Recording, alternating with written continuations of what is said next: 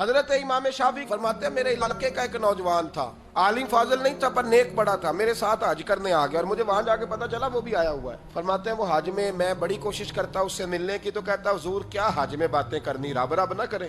فرماتے ہیں موقع ہی نہ دیتا، جوان تھا بڑا پرہیزگار۔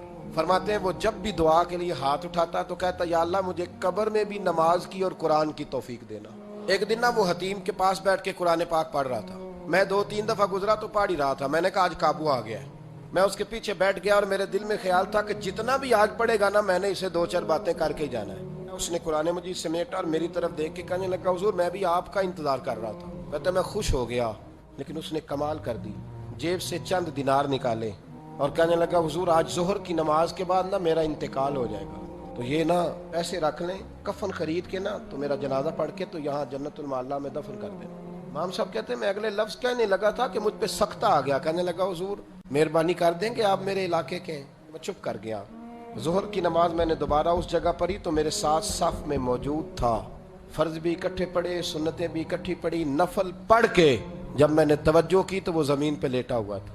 آپ فرماتے ہیں میں نے غسل دیا، کفن دیا، دفن کر دیا۔ کئی سالوں کے بعد میں دوبارہ آیا، اسی جنت المعلا میں مجھے ایک اور جنازہ پڑھنے کا موقع ملا۔ میرے دل میں ہمیشہ خیال آتا تھا کہ وہ تو کہتا تھا یا اللہ قبر میں بھی قرآن کی توفیق دینا، تو یا اللہ مجھے دکھا وہاں پڑھتا ہے کہ نہیں پڑھتا۔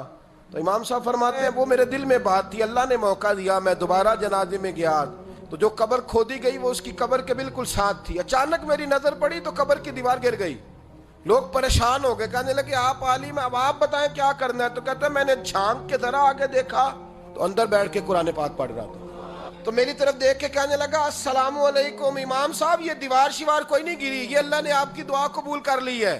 آپ کو پتہ چل گیا نا رب نے مجھے قبر میں بھی قرآن پڑھنے کی توفیق عطا فرمائی۔ بھائی قرآن پاک سے دلچسپی، شوق پیدا کریں، ذوق۔ یار کچھ نہ ہو سکے تو اسے دن میں ایک دفعہ چوم کے سینے سے تو لگایا کرو، کبھی اس سے پیار تو کر کے دیکھو۔ یہ اللہ کی کتاب ہے اور اس کا ایک ایک حرف وہ ہے جس کی تشریح مدینے کے چاند نے بیان فرمائی۔